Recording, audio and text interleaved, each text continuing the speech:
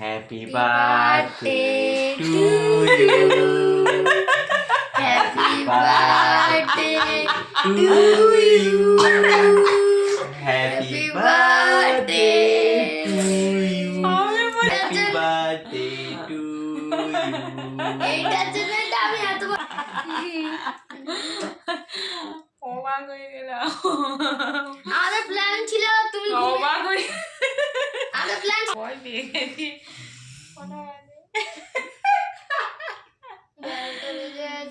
দেখুন, বুঝতে পারছেন? উল্টো হচ্ছে।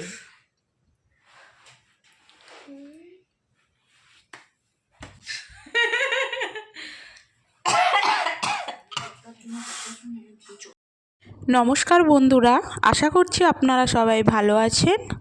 আমিও খুব ভালো আছি। চলে এসেছি একটি নতুন ভিডিও নিয়ে। হ্যাঁ, ভিডিওটা দিতে একটু দেরিই হয়েছে। আমার গলাটা দেখে হয়তো বুঝতে পারছেন আপনারা যে আমার একটু ঠান্ডা লেগে আছে আর কি। জ্বর ছিল অনেকটাই কম। আর এই দিনটি ছিল আমার জন্মদিনের দিন।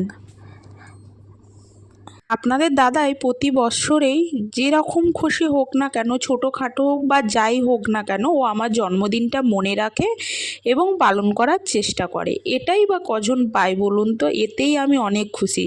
নাই বা বাইরে গিয়ে আমরা সেলিব্রেট করতে পারলাম বা বড় গিফট পেলাম, আমার তাতে কিছু আসে যায় না। এইভাবেই যে বাড়িতে আয়োজন করাটা, তাতেই মনে হয় না ঠিক আছে বলে মনে হয়। এবং আমার শাশুড়ি মা এবং শ্বশুরমশাই সবাই বাড়িতে যেভাবে আপনাদের দাদারও জন্মদিন ধরে, সেইভাবেই ঠিক আমার জন্মদিনটাও ধরা হবে আর কি। এখন এই যে দুপুরবেলা আমি তখন রান্না করতে গিয়েছি নিচে, আর আপনাদের দাদা আর আমার ছেলে মিলে এই যে আমাকে সারপ্রাইজ দেওয়ার জন্য আমার রুমটাকে একটু ওরা বেলুন দিয়ে সাজিয়েছিল। সেটাই আমি এসে আর কি ওদের সঙ্গেই মজা করছিলাম একটু। আপনাদের দাদা তো রান্না করতে আর কি পারে না, তবুও ওর একটু মনটা খারাপ যে এই দিনে তোমাকে রান্না করতে হচ্ছে। আমার তাতে কিছু যায় আসে না।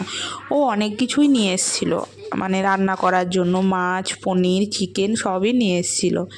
কিন্তু আমার শরীরটা ওই দিনে একটু খারাপ হয়ে গিয়েছিল, পেটের প্রবলেম হয়েছিল আর কি। আমি খেতে পারবো না বলে বেশি কিছু রান্না করতে পারিনি। ফ্রাইড রাইস আর চিকেন করেছিলাম। আপনাদের দাদা সকাল থেকেই আমার টিফিন খাওয়ার জন্য যা যা পছন্দ করি ও সমস্তটা মনে করে করে নিয়ে এসছে আর কি। আমি ভালোভাবে নাই খেতে পারি, একটু একটু হলেও আর কি খেয়েছি। ও যেরকম পেরেছে ওর সাধ্য মতো আমাকে ওই দিনটা আর কি আনন্দে রাখার চেষ্টা করেছে। এবং দেখুন, আপনাদের দাদা কিন্তু কোনো দুর্গাপূজাতেও কিন্তু ছুটি নেয়নি, কিন্তু আমার জন্মদিনে আমি বলিনি বা আমাকে বলারও প্রয়োজন বোধ করেনি। ও ওই দিনে ওর নিজের মতো করে ও কিন্তু ডিউটি ছুটি নিয়ে নিয়েছে। আর এই যে এখন হচ্ছে সন্ধ্যাবেলা, সন্ধ্যা ঠিক বলবো না, 8টা সাড়ে 8টা বাজে। এখন ওই রেডি হয়েছি। আর শাড়িটা দেখে আপনারা হয়তো একটু বুঝতে পারছেন, এই শাড়িটা আমার মা দিয়েছিল রাখিতে, আমার ভাইয়ের তরফ থেকে আর কি, যাই বলুন না কেন। রেডি হয়েছি। এই যে এখন আমার জন্মদিনটা বাচ্চাদের যেইভাবে ধরে আর কি, আমার শাশুড়ি মা, বাচ্চা কেন বা বাড়িতে যারই জন্মদিন, এইভাবেই আমাদের বাড়িতে ধরা হয়। বরণ করে আশীর্বাদ করে, এইটাই হচ্ছে ওনাদের কাছে হলো যেইভাবে ওনারা করে আর কি, নিয়মটা আর কি। দেখুন আমার সঙ্গে। আর জন্মদিনটা তো বাড়িতেই একদম ছোটোখাটোভাবে আমাদের শুধু বাড়ির লোককে নিয়েই করছি। ভগবান যদি দিন দেয় বা ভগবানের আশীর্বাদ যদি আমাদের মাথায় থাকে, চেষ্টা হবে ভবিষ্যতে। আপনাদের দাদার ইচ্ছা এইটা যে বড় করে করব। আর এই দেখুন আমাদের বাড়ির ছেলে মেয়ে দুটো, দেখুন আমার ছেলে আর আমার যায় মেয়ে আর কি, দুজনে বাজির ব্যাগ নিয়ে বসে আছে। ওরা নাকি এখন বাজি ফাটাবে, ঠান্ডার মধ্যে বাইরে বসে আছে। আর এইখানে সমস্ত টেবিলেই আর কি গোছানো গাছানো হয়েই গেছে।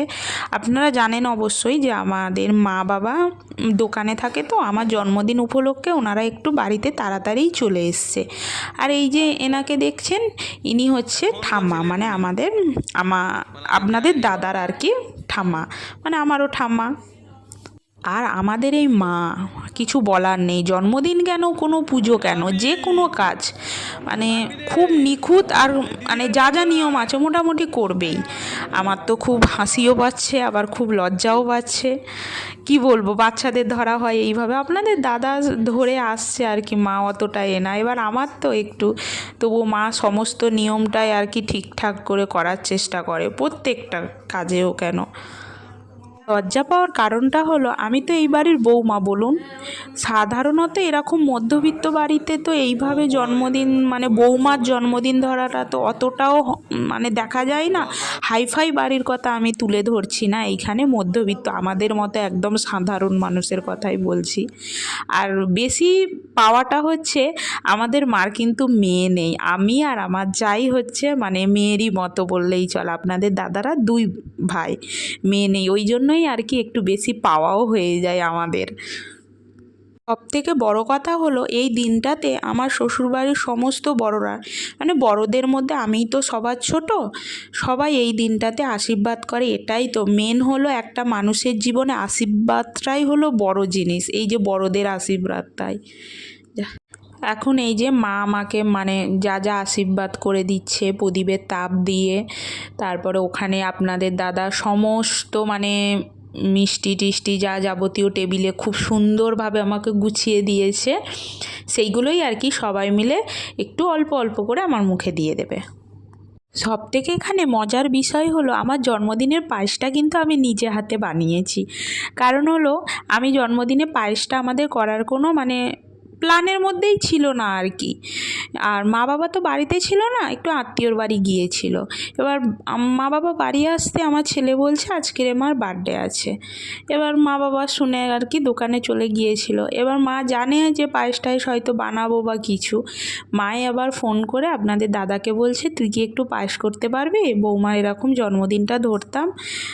তারপরে আবার আপনাদের দাদা তো পারে না, আমিই তারপরে পায়েসটা আবার বানালাম।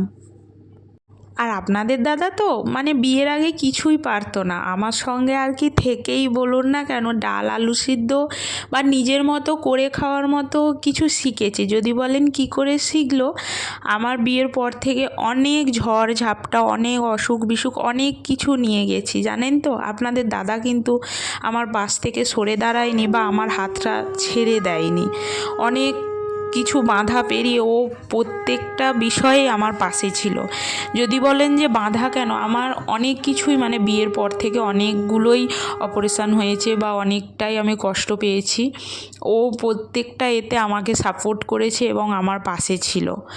আর তার থেকেই ও আর কি নিজেকে নিজে রান্না করা কেন বা যাবতীয় করা কেন অনেকটাই ধরো শিখে গিয়েছে, মানে আর কি যতটুকু করে মানে নিজে খেতে পারবে আর কি। আরেকটা বিষয় হলো আমার বাড়িতে তো আমি নিজে হাতেই পুরো কাজটা করি, জন্মদিনের দিনের কথাটাই আমি বলছি আপনাদেরকে।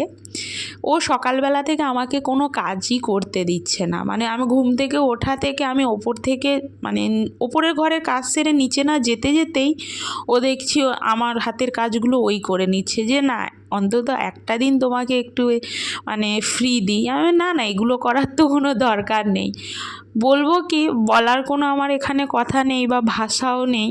মানে ও আজকের যে জন্মদিনের দিন বলে শুধু না, ও প্রত্যেকটা দিনই আমার, ও জানে যে আমার বেশি কাজ করে ফেললে আমার একটু প্রবলেম হয় বা কষ্ট হয় অনেকটাই, ও তো জানে, ওই জন্য ও যতটা পারে আমাকে হেল্প করে দেওয়ার চেষ্টা করে আর কি সারাটা বছরই, শুধু যে আমার জন্মদিনের দিন সেটা না কিন্তু। আর মার পরেই দেখছেন আপনারা যে আমাদের বাবারও কিন্তু আশীর্বাদটা করা হয়ে গেল, আর আশীর্বাদের সঙ্গে সঙ্গে কিন্তু আমাকে ওই দিনে মানে টাকাও দেয়া হচ্ছিল আর কি। তো মানে আশীর্বাদটাও পাচ্ছিলাম আবার টাকাও দিয়ে দিচ্ছিল, আমি না বলছিলাম তবুও ওনারা বললো যে আশীর্বাদ তরুণ টাকা দিতে হয়। আর এখন আমাদের ঠাম্মা আশীর্বাদ করছে আমাকে।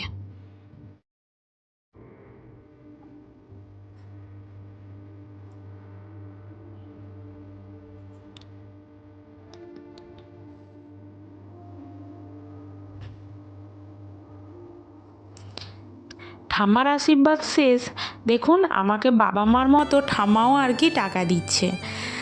আর আমি তো নেবো না কিছুতেই, যে না মা বাবা দিয়েছে, না ঠাম্মারও একই কথা যে না আশীর্বাদ করে টাকা দিতে হয়। তারপরে birthday, dear mom. Happy birthday to you. তুমি মা তোমাকে আগে দেবো না।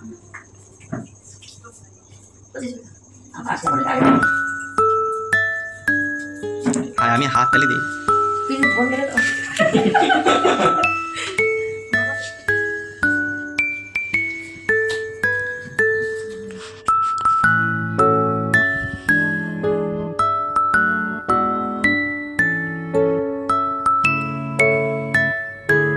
আর এইটুকু সময় ভিডিওতেও তো সবার মানে সব কিছু তুলে ধরাটা সম্ভব ছিল না।